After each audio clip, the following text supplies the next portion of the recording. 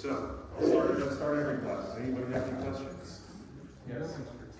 Number 10. All right. Any other questions?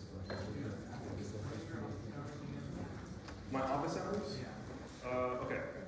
So, my office hours, so let's write also. Number 10, my office hours. What other questions do we have? Yes? 28, 10, 28, yes? 6, 10, 28, yes? 16, 6, 10, 28, 16, yeah? Okay, yeah? 33, yep. 34B, okay? 31, all right, so this is like everything over there. Yeah? 27, perfect average. Yes? 23 and 20, 14, 23, 14. Is that 345 or 34? Oh, I was going to say 33A. Okay? Yeah. 17. 17. We have 17 over here? No, we don't. All right. Any other questions? Yeah. I was trying to say 34A. 34A. Okay. Yeah. 21. My question was, is there going to be push down some of the conversion? Yes. Wait, conversion? No. Conversion? No. Nothing conversion for CFGs at all. Number 11. 11. Okay, cool. All right. And yes. GNFA, there's practice problems online for you to look at. And, yeah, maybe. Yes. Would you ask like basic conceptual questions about Would I ask that? No. Okay. Yeah. Would we have to know any of the proofs, like proving a language No. is regular? Okay. Oh, no. Wait a second. That one, that specific question, Okay. is a little bit different.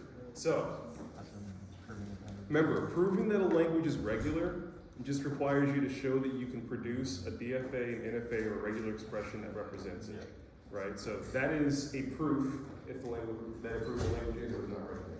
Your question was about AGC, like my office hours. Wait, who asked my office hours? You asked my office hours. Office hours, you were there? I asked, I'm sorry. I sent the email, I was out 3:45, like I said. AGC 208, for the next couple of days. I'll write it down so I don't forget. Wednesday, I'll be there from 4:30 to 5:45. And then Thursday, I'll be there, right before this class. I can't tell Thursday apparently. Thursday, I'm there from, 3 to 4:15 this week. Yeah, Did you do number 18? 18, got it. I feel like I've covered like half the questions on each set of days. When we're making the DFAs from the language on the exam, do we have to write out the formal definition? or So can we unless, just- if it just asks you for a state diagram, that's fine. Okay. I think, I don't really ask about like the formal definition or anything, but I don't want to say that for certain. Okay. Yeah. Could you really say anything about proving a language is regular does mean conversion or what? DFA, NFA, or regular expression.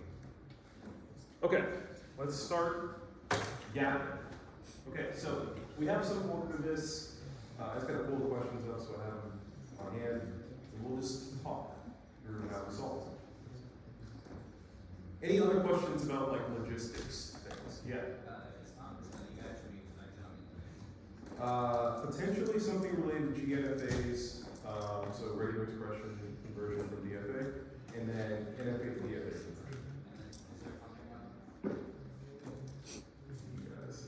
You guys. I like you guys are afraid of the correct things.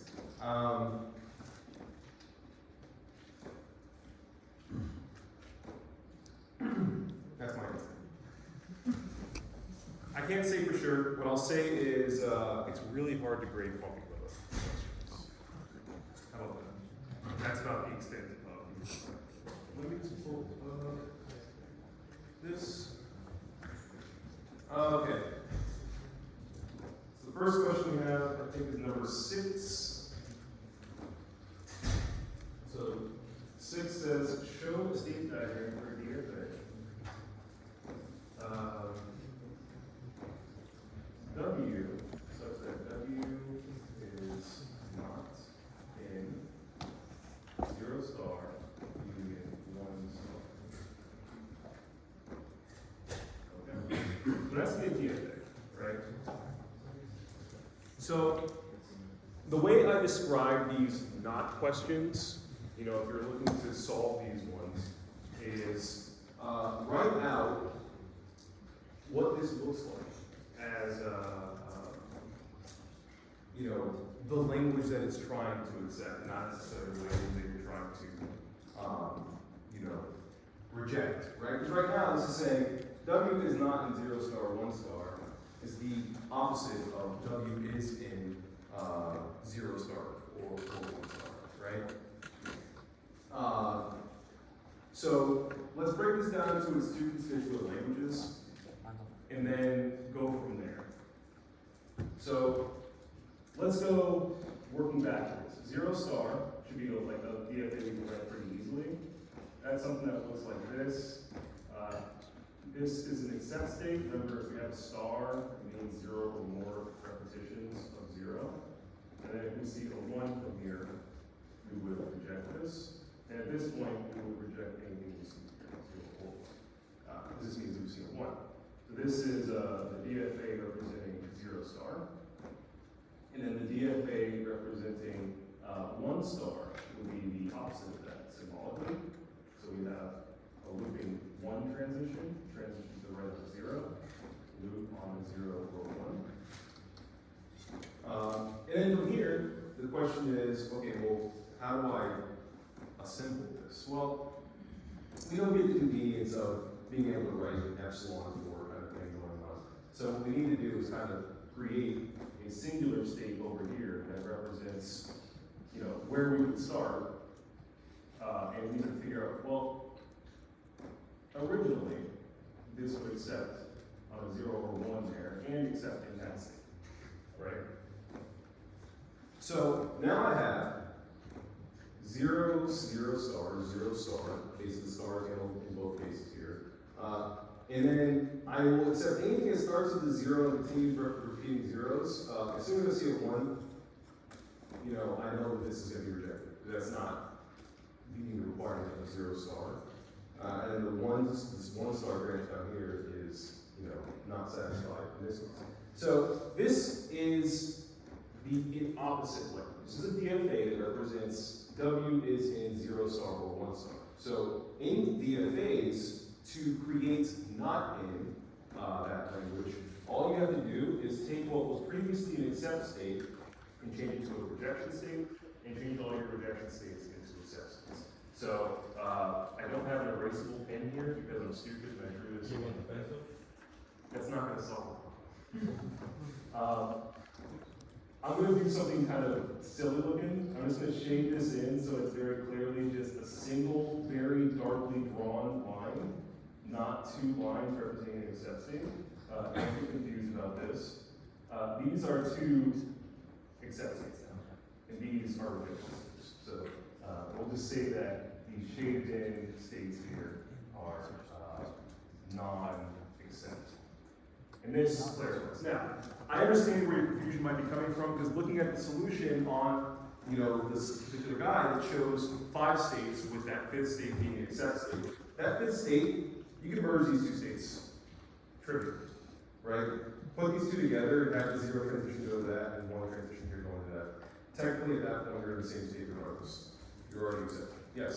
When you have, like, DFAs where you put, like, the union operator in there, Mhm. to combine those 2 different things going on, can you do that in the same way as putting the orders and things No. together? So you have to give a little bit more thought to how it's changing your state of reading through the string, how it changes your acceptance of the string you've seen so far, what the actual state is of your reading through that string. In this case, it was a pretty straightforward one because we knew that these were both star operations to start. So technically those epsilon transitions are kind of being represented here, but only zeros, 0 and 1, because otherwise we would have like a epsilon going from here to here. But the reality is, epsilon's already accepted in this state, so we don't change anything until we see if there is 0 to 1 here, and then we'll go from there. So this is why, like, this is a good example showing that the construction of DFAs can at times be a little bit more difficult than the construction of DFAs, because this requires you to kind of consider how to approach the problem. No, I was saying about when you ask questions that say something or something, Yeah. it's the same thing. Mhm. You can write it the same way. Yeah. Okay. Yes.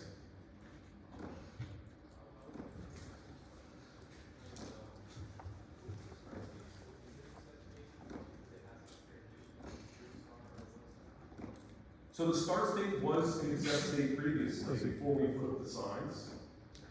Because previously, the start state would just be epsilon, and we had 0 star or 1 star, which means that epsilon is in the language.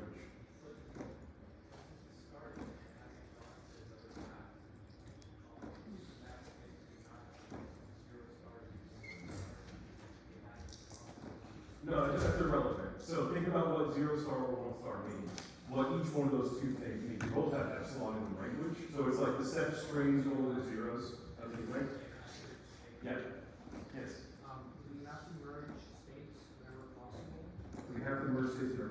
No. So this was one that was done because it was like simpler, slightly simpler machine. This answer would be completely acceptable. Okay. On we go. I think 6 is done. I think the next lowest number is 10. All right. Number 10. 10, zoom this up. Number 10. Multiples of 5, everyone's favorite. So I've done this one a few times. So this is show the state transition diagram. So when I say state transition diagram, just draw your circles and lines here. That's what you're asking for. So draw a state transition diagram for DFA that recognizes all binary streams in terms of non-negative integers that are multiples of 5.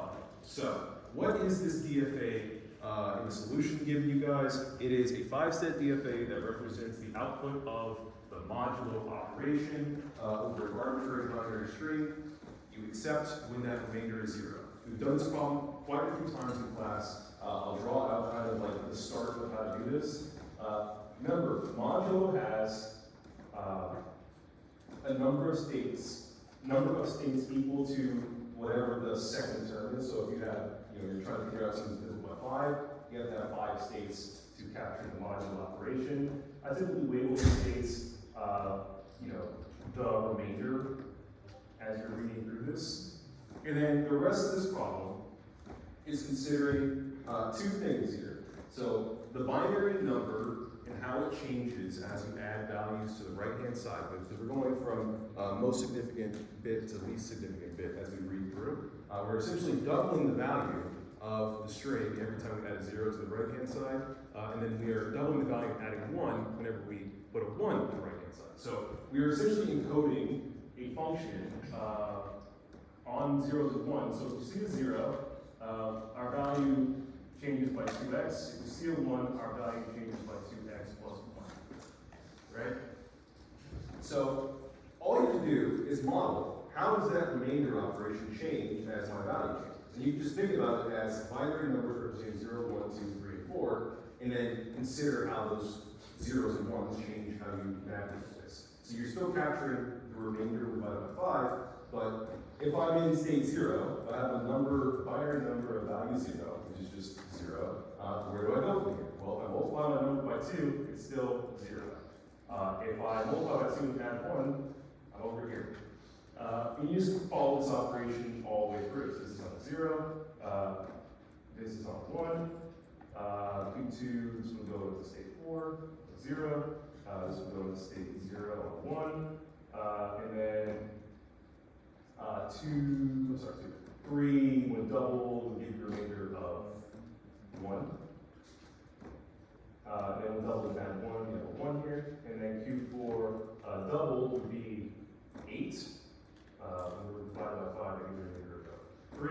And then Q4 would double, and then adding a 1 at the end obviously does that. So that's kind of like the process of stepping through these multiplicative problems. Like if you're asking for the remainder to be divided by a particular number, basically checking between multiple 5 is essentially another way of saying exactly the same thing. thing, but your accept state in that case is only the zeros. Previously, we talked about the remainder when divided by 5 should be 2 or 3, and these two would be your accept states then as opposed to the 0. Right? So for the accept state, would this accept epsilon as a Yeah, so unfortunately this does accept epsilon as in divisible by 5 usually. because I added like an extra state up front to keep from doing that. Yeah, I want to say that It's just a downside, you know, of this particular construction, but it, you know, it's not a trick question. Like, I'm not saying, oh, you didn't account for epsilon.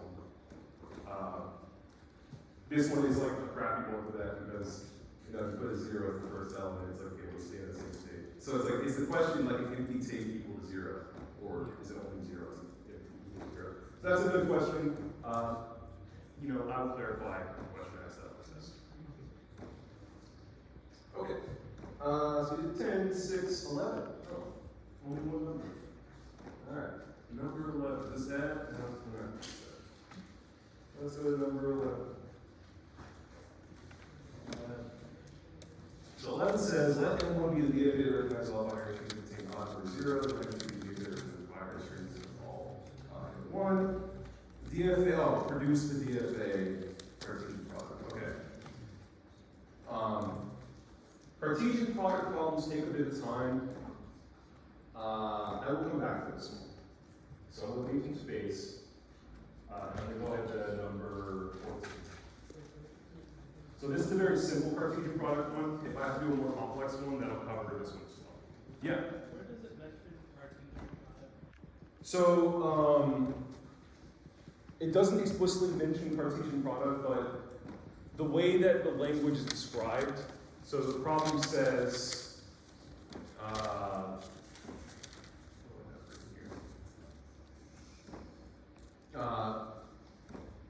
so you have to write a binary string that contains all odd numbers, accepts odd number of zeros, and the other one is another machine that accepts, or ends in 1. So essentially what you're doing here is saying, it ends in 1, and it, what's the question again? Doesn't it say or? Oh, or, yeah. So this is a Cartesian product problem because essentially in DFAs, you can't just use the OR operator that you build in DFA using a new start state and a 2 epsilon transition to the start state of the previous machine. For DFAs, when you're solving problems like this, you have to create essentially a hybrid traversal of the 2 machines. And to do that, you essentially create a set of states equal to the number of states in the first machine and the number of states in the second machine. And you essentially traverse both machines simultaneously. So each one of those states in the Cartesian product represents that traversal through both simultaneously. So you have like, if you have states 1, 2, 3, 4, you have 1, 3, and 1, 4, 2, 3, 2, 4 as your states, and you just traverse both machines simultaneously to produce that and get that. So it's not necessarily that it's logically difficult, just that like It just takes a bit of time. it takes a bit of time. Yeah. Yes. Well, you're saying that we can't use the or The stack. epsilon transitions. This is a DFA, so we don't have epsilon transitions. No, saying, so since we said, it says or, now we can give it as a Cartesian product, but then on number 6, W is not in 0 star either or 1 star. So it depends on how difficult the problem is to define, right? So if it's a more complex language that is hard to construct, you would not. So like the 0 star, 1 star example is one where 0 stars, so you just write like a 2-state machine to represent. And the problem itself is one that you can kind of like think through to produce the output. You do the same thing you can do with Cartesian product for producing that 0 star or 1 star machine. It's just that you can do the same thing by just working through the problem, considering the inputs a bit more. So if we enter the product where we didn't use the Cartesian product until we saw the solution, would that still get put on the list? Okay. Yeah, remember, I produce a solution. There are multiple solutions to any of these problems. Okay. Do you still want me? I'll go over 11. Come back to it. 14. State transition diagram for an NFA that has 3 states that recognize all bit strings not containing 0, 0, 1 as a substrate. So, again with the knots, I know that is a big kind of confusing thing. So, W such that W does not contain 001. Okay, ready for this? This is an NFA problem. Treat it like a DFA problem. Right? If you see the word not, it's probably a little bit easier to approach it as a DFA. You can write something that is determined to solve the problem typically, and then reverse your accept states. And I'll show you exactly why. I'm sure the confusion here comes from, hey, the solution you gave us, every state's an accept state. What the heck? It's okay. Don't feel overwhelmed. I'm going to draw it out. So it does not contain 0, 1. Let's write a machine that does contain 0, 1. I won't mark off the accept states to start. So in a DFA, this will be 4 states minimum. And whenever I saw 0, 0, 1, those would be my state changing transitions. In here, if I see a 1, I have to start with a substring. In here, if I see a 1, I have to restart where I've been. If I'm here and I see something here, I see a 0, I would stay in the state. So 0, 0, 1, 0, 1, 1. And then in here, I basically would loop on 0, 1. So, this is a DFA. I haven't defined my start states or my accept states. So previously, if I were to try to accept does contain 0, 0, 1, this would be my accept state. As a DFA, if I want it to be does not contain 0, 0, 1, well, as long as I don't reach that endpoint, I accept it. And then, to get to the solution that's provided on a sheet, if you're saying, hey, it has to be 3 states exactly, strip off the state. Remember, in NFA, any undefined transition, it goes to what is an invisible state, basically like this, same state, can't get out of it, strings are going to be rejected. So this is going to be the solution to this particular problem. Yeah. Will there be questions like this with an enforced state limit on the exam, or can we? Potentially one. Okay. Potentially one. I'm not the biggest fan of it because, I tell you guys all the time, and you can write the same machine in like 3 different ways. So I want to encourage exploration. All right, I think the next one is 16. 16 and 17. So W contains an even number of zeros or contains exactly 2 1s. Or, yep. I had a question about that one. Yep. That, the third one with the 0 circling around to itself is technically optional, right?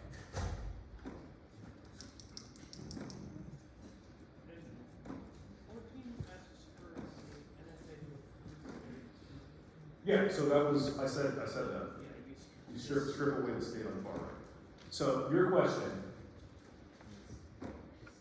you don't need, okay, this isn't, Because it's technically already accounted for with the first 2 zeros, right? no. So I specifically said it construct a DFA. So give no, Oh, yeah, DFA. construct a Oh, DFA okay. and then treat it like an NFA by stripping away that state. Yes. So when you say strip away the third state, so then it goes 0, 0, 0's been something, where does the 1 go? Just that's what I was describing. It goes to a state that doesn't actually have to be drawn. NFAs, remember, you're not required to define behavior in every state in an NFA for every character in your alphabet. So you rely on that to say, I don't need to have this support state. Again, I'm not the biggest fan of these questions where you don't have a full number of states. This answer to me is just as satisfactory. All right? Okay, next. 16. Oh, yes, I was talking about this problem. W, such that W contains even zeros or odd ones. Okay? Oh no, even numbers for exactly 2 ones. Or exactly 2 ones. Right? Okay. Even number of zeros or exactly 2 ones.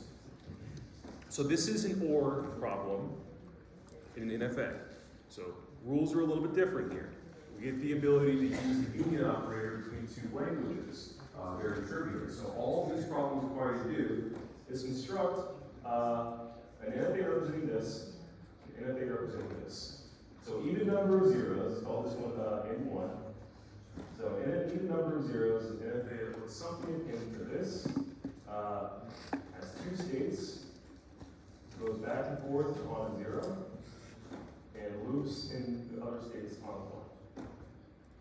And then N2, which is exactly 2 ones, says, I accept this if I see exactly 2 ones. Otherwise, I don't. So you can draw a sync state from here. When you see a 1, you know, you go to some state that rejects no matter what. You don't have to draw this far out. This is just now okay. But optional parts of this would just be that state there. Don't really need that one. But to convert this into N1 or N2, all I have to do is draw a new state here that reverses into my start states on epsilon. And that's it. Nothing too special with this. This is like the nice thing about NFAs. You get to abuse epsilon transitions. Yeah. Should there be like Tuesday on the bottom of the one? Contains exactly 2 ones in 2 states. I was like, yeah, you're right.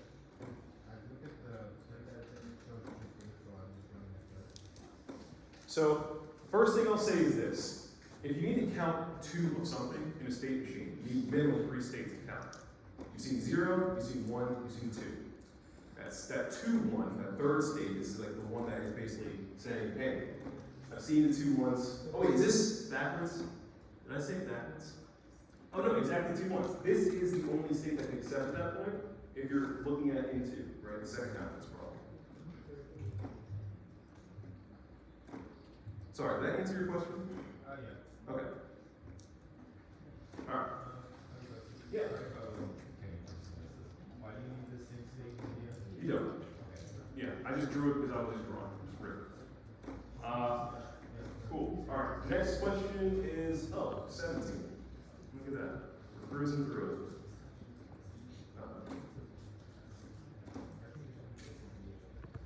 17. Let's. What is this? What is that? Okay.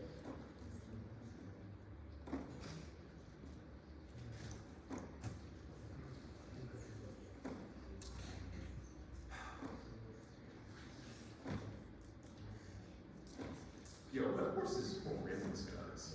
I don't know if you guys know that. This thing is like garbage.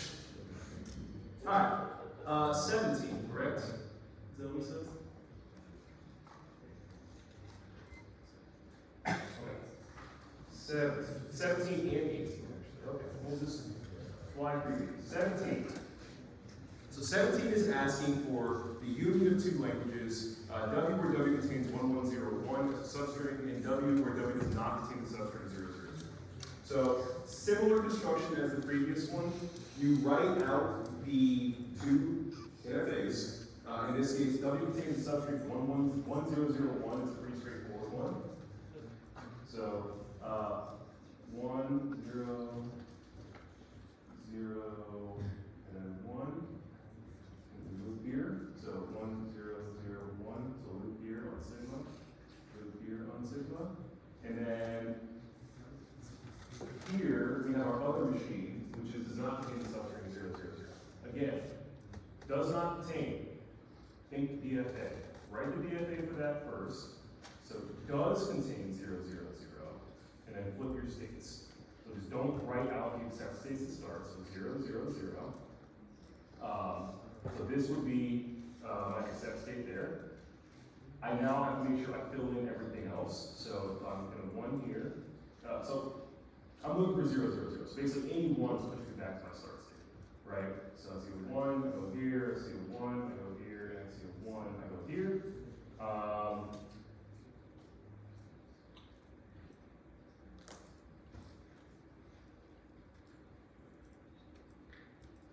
I don't feel good. If I see a 1, I basically need to say, oh, actually, you know what? This is fine. This is fine. Okay. So once I've seen 0, 0, 0, this should accept, right? In any case on a 0 or 1. Instead, what I want to do is have this actually accept until I see that 0, 0, 0. Because this will be my accept state previously. These are my accept states now. Right? And that's it. So epsilon, epsilon, yeah. That's it. So again, anytime you see like these union operations, it's going to look something like this. Draw two corresponding ENFAs and construct a simpler one out of the combination of the two using the epsilon transitions. 18 is fairly similar, except it's the other operation that you'll typically see this on, and that is the concatenation. W is any string in 0 star 1 star, and then the other one is W is any string in 0 1 plus star, and then you want to do the concatenation of those two. I understand the example that's given, or the solution that's given might be a little unclear, but my solution is going to be very similar to that. So let's just draw N1 and N2 first. I'm going to draw N1 over here and draw N2 over here. So 0 star, 1 star,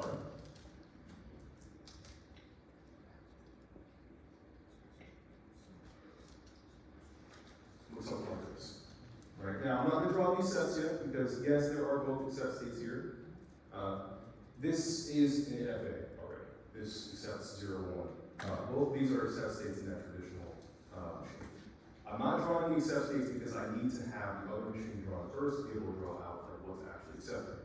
So this one accepts 0, 1 plus star. So what does this look like? I draw my start state. I need to see the 0 followed by 1 or more ones. 1 star. And then this whole thing, right? So 0, 1, so I used to 0, 1 followed by some number of ones. The whole thing can be repeated over and over again. There's a few different ways to construct this. I think the solution is kind of confusing. I'm not going to say it is or it's not confusing by default, but I think I was looking at it, I was like, I could have written that better. Let's see.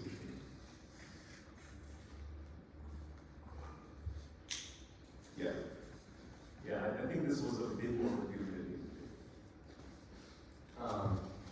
Let's think. If I see a 0 here, I go over here. I see a 1 here, I go over here. If I see another 0 that basically says I'm back over here looking for this, you can basically repeat this over and over again. So 0, 1 plus. So what that means is this is my accept state. Right? Now, also this is good star. So now I just need to convert this into a concatenation between the two. So remember, these are both accept states previously. I added epsilon transition from my accept states in my first machine to give me N1 dot N2. So that's it. That's the construction. Yeah. Could you just do one accept state and make that first accept state the only one? Yeah, so you can have an epsilon transition. Right? Yeah, what's that, Yep. 0? Yeah, so you could do, instead of this transition, Just do an go epsilon. epsilon back here. Exactly. Yep, and you don't have this as your accept state. Alright, 18. 21. 21's next. Alright, let's go. Any questions between those? Besides 13, we'll come back. Do you mind moving that down a little bit? I think some of us aren't done copying that example. Just a little bit. Thank you so much.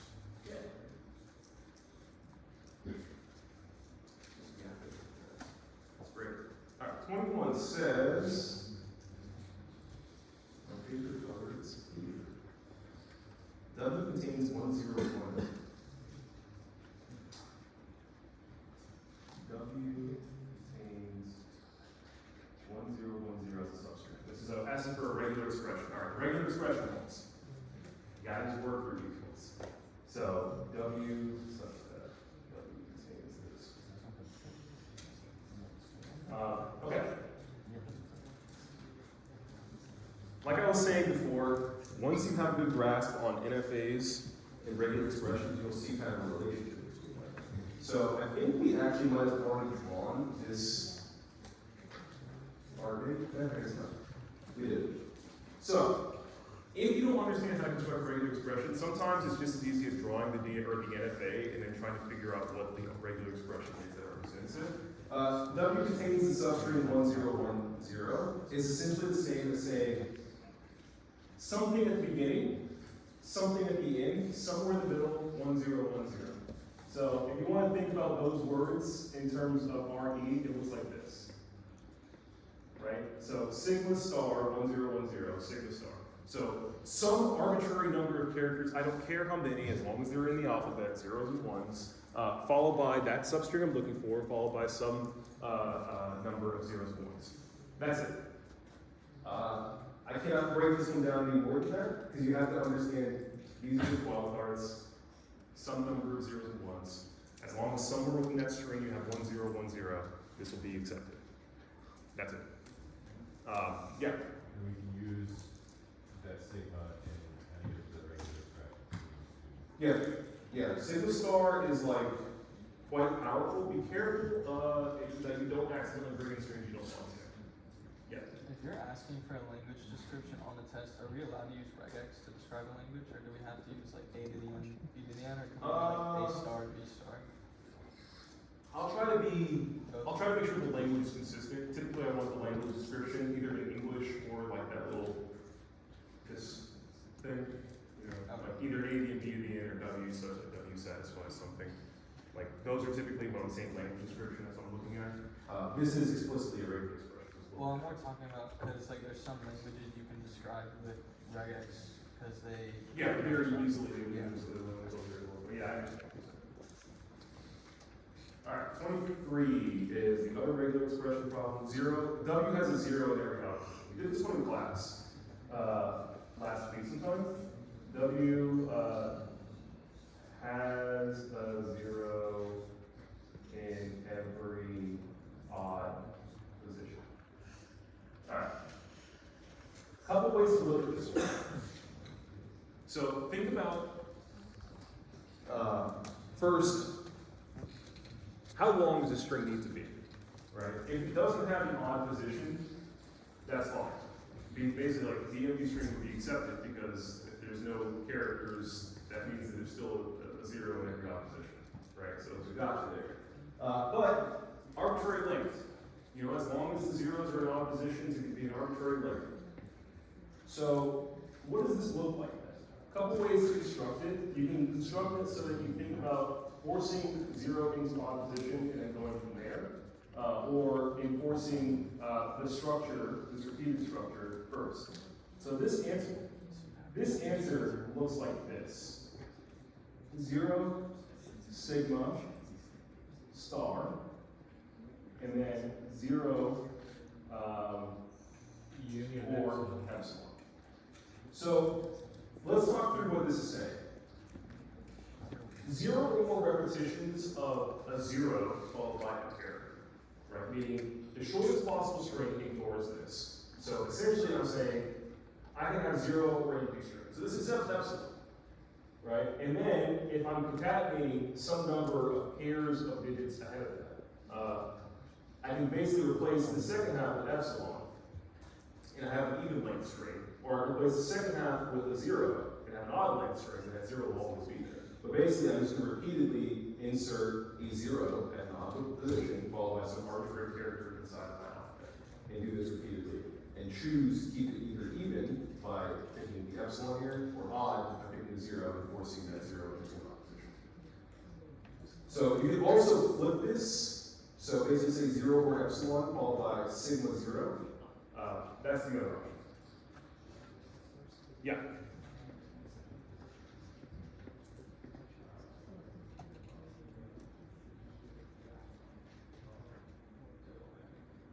Would it just accept the empty string? Or Yeah. is that allowed? Yeah. So think about it. Does the empty string have a 0 in every odd position in the string? How many positions are there? 0. So, yeah. It satisfies that requirement. Alright, that's 23. 27 and 28 are the next two, I think. Alright, 27 and 28. Guys, make me work today. So I'm going over. Alright, 27. Slide this on down. 27. 27 says, foreign language generated by following CFG. CFG is given by S yields 0 S0 or 0 A0, and A yields 1 A0 or 1 0. Okay. Who asked this question? Who asked this? I didn't hear. Oh, you. Perfect. Okay. So, first things first, what's the shortest string we can accept here? That helps a lot help us understand the language and stuff. Yes? 0, 1, 0, 0. Yeah. So the shortest possible string says, let's take S and replace it with the set rule. So we go S yields 0, A0, and A yields 0, A yields of 1 followed by 0, right? Okay, so strings of this form minimum. In this form is what? So we have 1s and 0s on either side of the A, and we have 0s on either side of whatever that's producing. Basically, some number of equal pairs of that. Okay? So I pump 0s on the outside, and then I switch to pumping 1 0 pairs on the inside. So setting this up, let's just go ahead and do a quick replacement where we do 1 repetition of S, 1 repetition of A before we actually replace the strings, kind of see what this looks like. So let's say this is 0 S0 followed by 0 0 A 0 0 followed by 0 0 1 A 0 0. Oh, 0. And then last replacement that we'll do is replace A with 1 0. This will give us 1 2 2 1s and then 1 2 3 1. Right, this is like kind of similar. So these are paired up. These are paired up. Okay, I see structure here. The structure is, I have zeros here that are equal count to the zeros on the end. So this is 0 to the n and 0 to the n on either side. And then I have 1s and 0s here that are paired up. I have 1 to the m, 0 to the n. Right, so these two numbers match, these two numbers match, right? So these are matched pairs, these are matched pairs. So this is fine. So to write out my language description, I just need to figure out, well, this is my minimum string, which means that m and n both have to be greater than 0. M greater than 0, n greater than 0. That's it.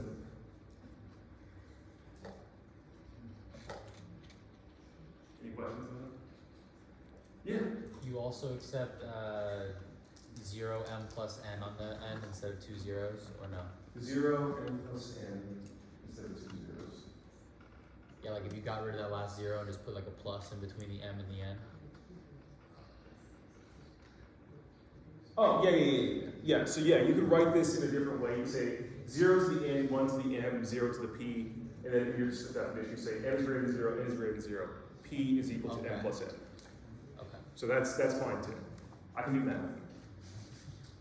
In fact, that's actually a common one I usually write out as a problem, where you have like this is merged together. But this construction is fine.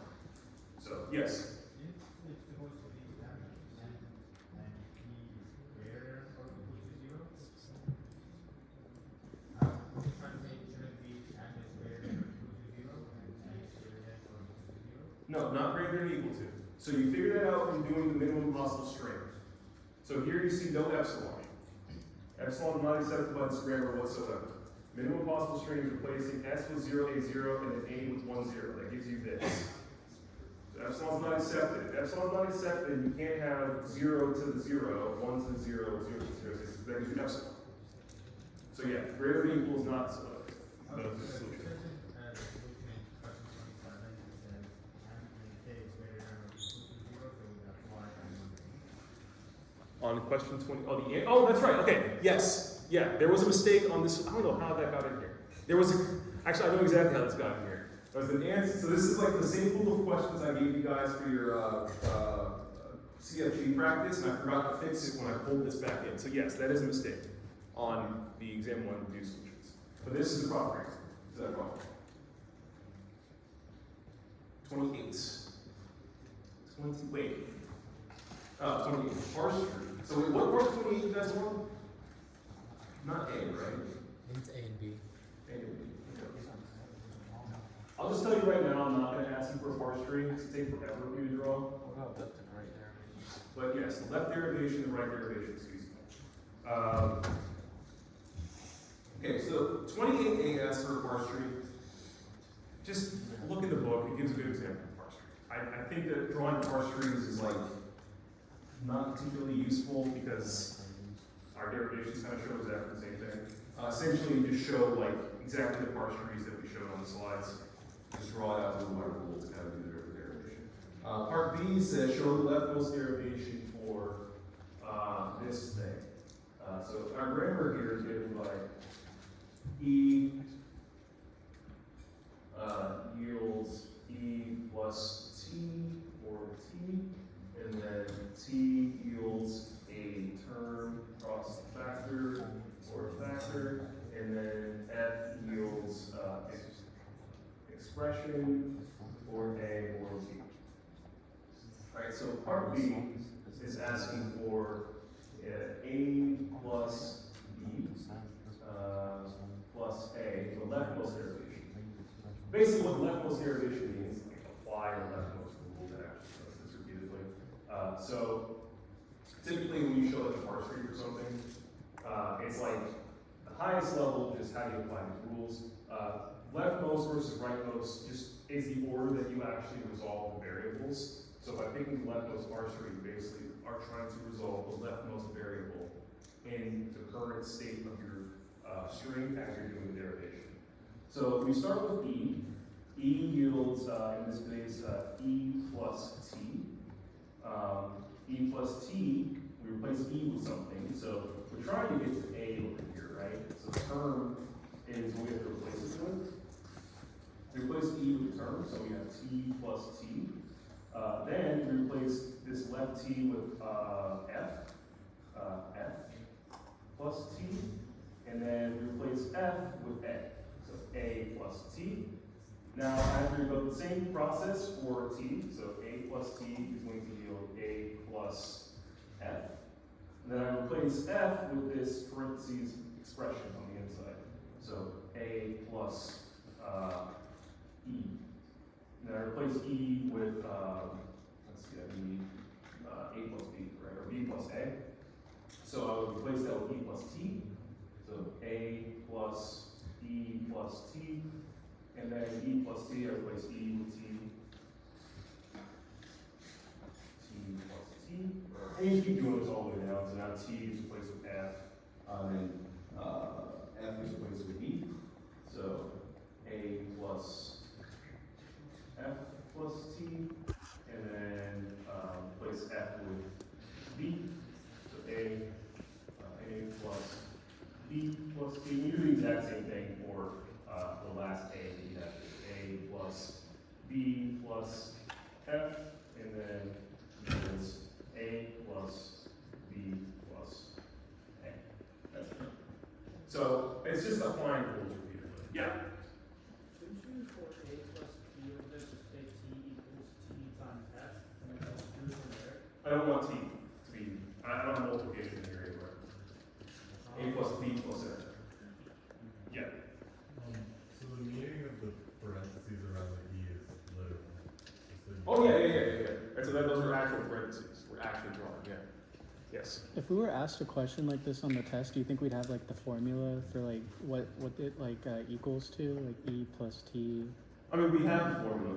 The grammar gives you the rules. That's the list of rules you can apply in any given step. So you can the only thing you can do is replace a variable with whatever's on the right hand side of that rule. So that is the formula. Okay. So this is really just a plug and chug repeatedly. Yeah. On the exam, you would want it in the actual tree form, right? Not just the. This is not the parse tree.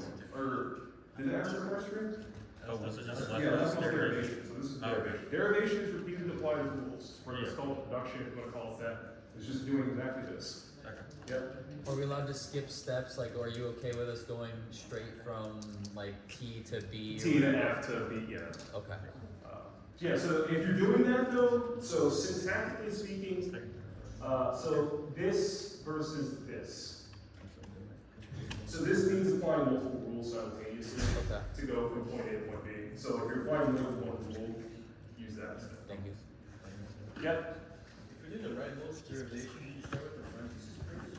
So if you're the right most derivation, you would basically work through applying the rules starting from the right. So here, you would resolve, instead of, so the first application here would still be E plus T, but you would go handle the T side of this one first. Basically work through variables from right to left instead of left to right.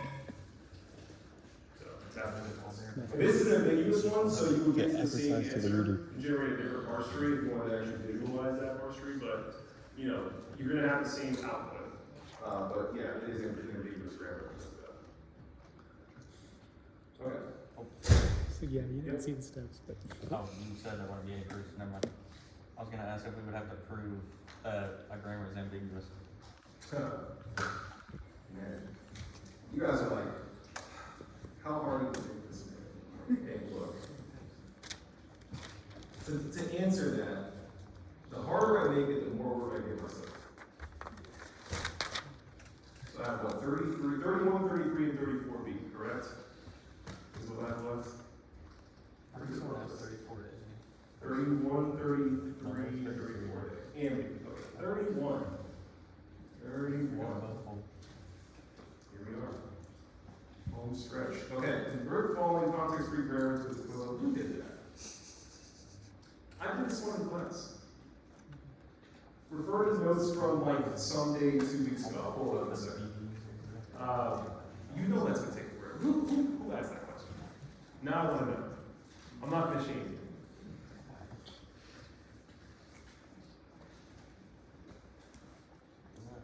It's on the notes. Will it be on the test? I'll work through it in a second. Let me go through the other ones real quick. Like the context-free. Will it be on the test? It wouldn't take a long time if it was on the test. It'll be an easier question than some of the ones that are on this practice problem. All right, 33. I'll go back to 31. I'll leave some room, like an entire sheet of paper. Like I said, those problems take quite a bit of real estate, and I can get through like every other question in the time it takes me to do that. All right, 33 A and B, and then 34B. No, 33 and 34. I'm pretty sure someone has. Yeah, someone has all. Multiple people. Okay, all right. All right, 4 PDAs, let's do it. So 33A, let's do it. And then we'll go back to the CSV, all right, so the first one here is, I don't know what we did last. A to N, B to the N, or N greater than. Okay, so context-free, push-down atomic. Let's talk about push-down atomic real quickly. The instruction's a little bit easier because the languages that I'll typically ask you related to this are fairly simple. This is a language that just requires you to essentially construct a very stereotypical A to B and B to the end. Push down atomic that we talked about a couple of times. I'll leave a gap to fill in the one difference though. So first things first, let's write A to the end, B to the end. Remember, the first thing we do in our PDAs is we push a character onto the stack. So we read nothing. Remember, the syntax here is on our transitions. It is read, pop, and then push, right? So read a character to the input stream, pop a character off the top of the stack if it matches, and then push this character on top of the stack. So here, I don't want to read a character from my input stream. I don't want to pop anything off the stack, there's nothing on it, but I want to push my bottom stack character onto the stack. So I know when I'm at the bottom of the stack. Then, and this is kind of like, I have a secret pencil back here. So then, what I'm gonna do here, I'm gonna draw what this would do for your traditional A, B, and B, B. So I'll read an A, I will pop nothing, but I'll push an A on top of the stack, basically so I can keep count of the number of A's I've seen. Right? Then I will magically, because this accepts epsilon, guess when to skip over to counting off B's. At this point, I have a moving transition. I'm going to draw it up here. I think it's block. Whenever I see a B in my input string, I hope to see an A on top of the stack. I'm going to pop it off, push nothing back on to replace it. And then, once I've reached the end of my stack, I don't care what's in my string.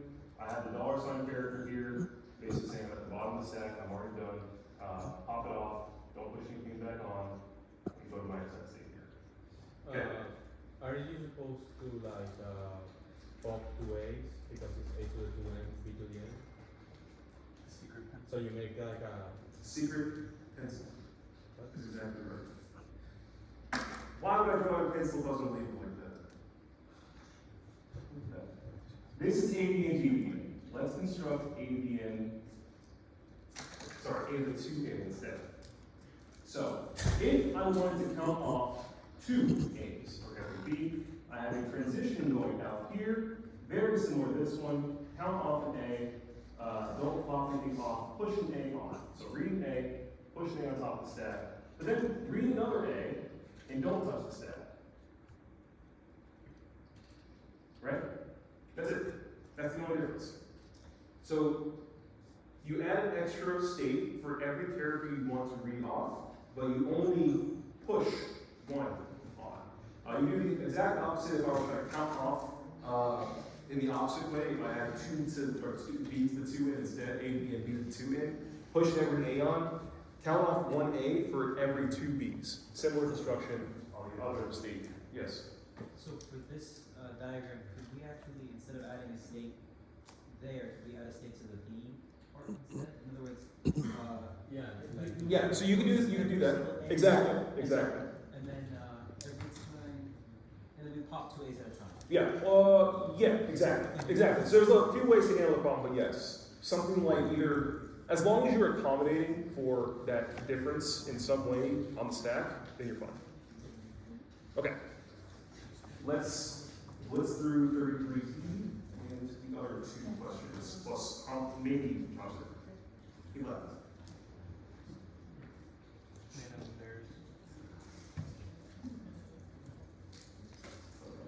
I didn't mean to bully anybody today.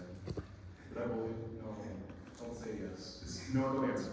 Just pretend, just write down what I'm saying and I'll just go home. Okay, so A to the n plus 1, B to the n, and greater than equal to 0. A to the n plus 1, B to the n, and greater than equal to 0. Alright, so essentially what I do here is to say there's exactly one more A than B's. Okay? Exactly one more A than B's. What does this mean? What is the minimum string I can accept? A. Alright, he gets it. So what does that mean? So this is pretty similar. So I'm going to just draw out like half of this thing. So we already know that we want to push our bottom stack character on. And here, I do something. Here I'm going to do something. Here I'm going to do something. And here I'm going to do something I'm going to accept over here. Right? So maybe we'll just draw this over here for now. So I need one more A than B's.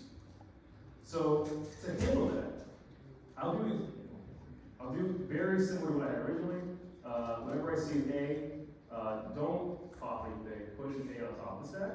But then I want to push it, or I want to read an A here, and don't touch the stack whatsoever.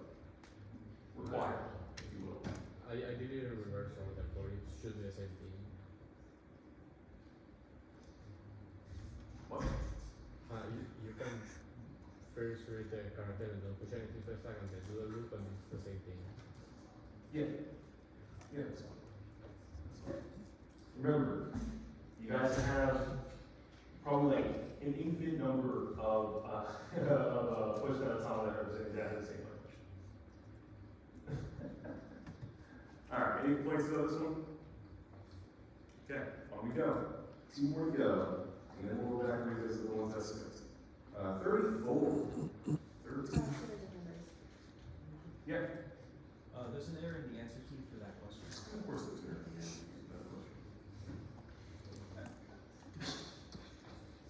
33A. Very last transition on the right. Oh, sorry, 33B. Oh, okay. So this is not an error. This is not an error. It is another way of viewing the same problem. So what this is saying is, you are required to push at least one. So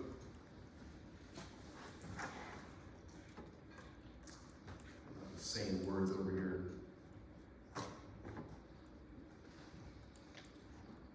All right, let's look at this.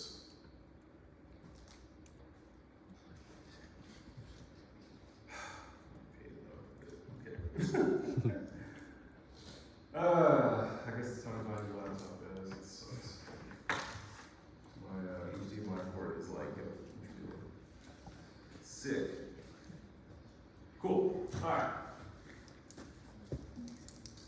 So here, we have a n plus 1, bn, greater than or equal to n, right? So here we have epsilon goes into a dollar sign, a has to be pushed on at least once, right? And then here, I'm going to loop back, take care of all my a's here. Now, the assumption is I will be left with an a on my stack at some point. So there is an error, but the error here is the 2 states on the right basically need to have their transition flipped. That's the error. The existence of those 2 transitions is not an issue. But if you were to actually use this construction instead, you would flip the transition with the dollar sign to the one on the right, going out of that state.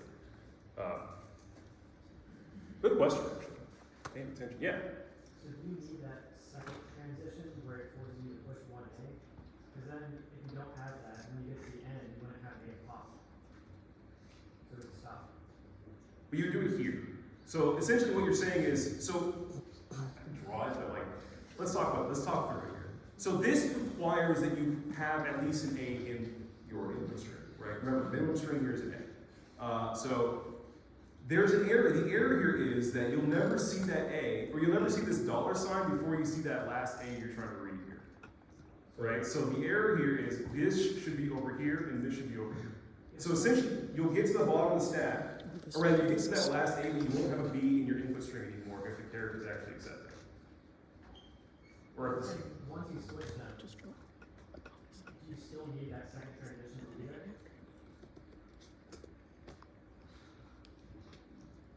once you flip these 2, do you still need this transition to be here? You still need the second transition from the left. This one. Yeah. This one's, so the only thing that this one is doing is mandating that there is at least an A inside of your input string, right? If you really want to think about this, like think about it as an NFA, like that A is basically saying like there has to be an A in here. This is what's enforcing here, requires 1 A minimum. Otherwise, nothing in here is requiring that. Well, when I say you still have to push it or copy and say it again. Yeah. So if you don't have an A, then it would just stop there. Yeah, exactly. So there's like 2, so essentially what you're saying here is exactly what I'm saying, but I'm saying it in the other way, which is by pushing this A on, you're reading this A mandatory, like, and that A is going to be pushed on the stack. There is going to be at least 1 A on the stack, no matter what, if this string is accepted. Popping everything off at the end, like, essentially what you're saying is, when you're in this state, you either have an A in your stack to be read and there's no more input left, or you have an A in your input, or you have A to be read and there's a B still. So you do either of those things until you hit the bottom, or rather you hit the empty character in your input string. There better be an A left on top of the stack at that point to ensure that there is 1 more A, and then you go from there. So it still falls out exactly the same way if for some reason there's 1 more A on top of that, and then it goes from there. Wait, so how do you pop the dollar sign before the A? No, that's the mistake. That's what we were talking about. These 2 are flipped around. That's the mistake in the key. Did I answer your question well enough? It's a good question, though. It is. I understand what you're asking. Like, Why do we need this for looping here anyway? I get you. But we're putting it on a transition into this to make it mandatory to even start looping on A's, that we see at least one A.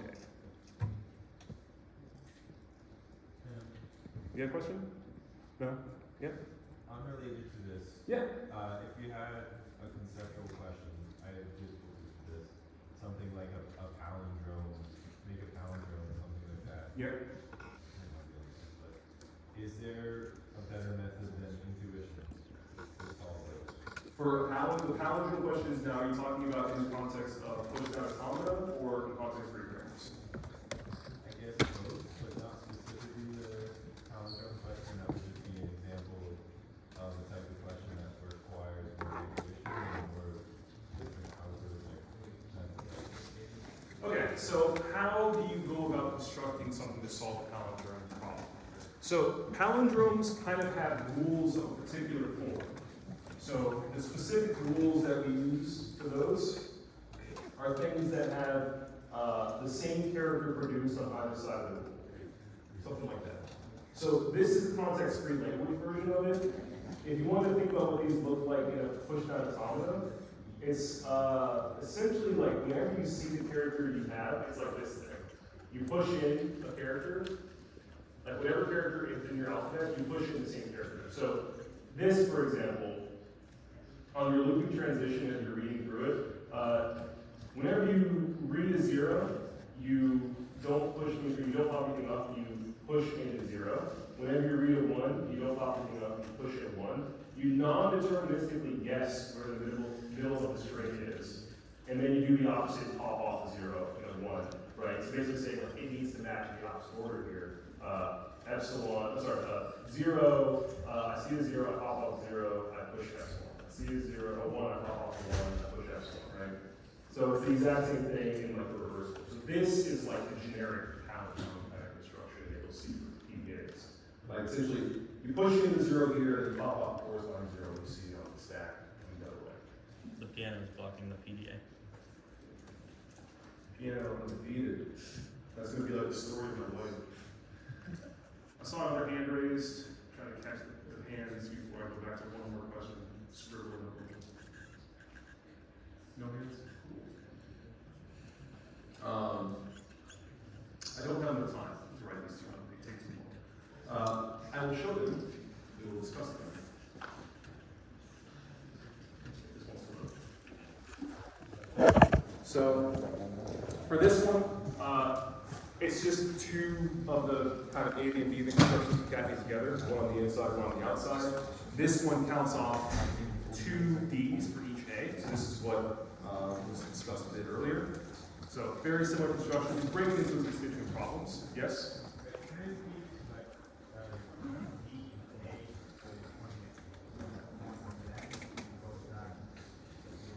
It doesn't matter. Either way is fine.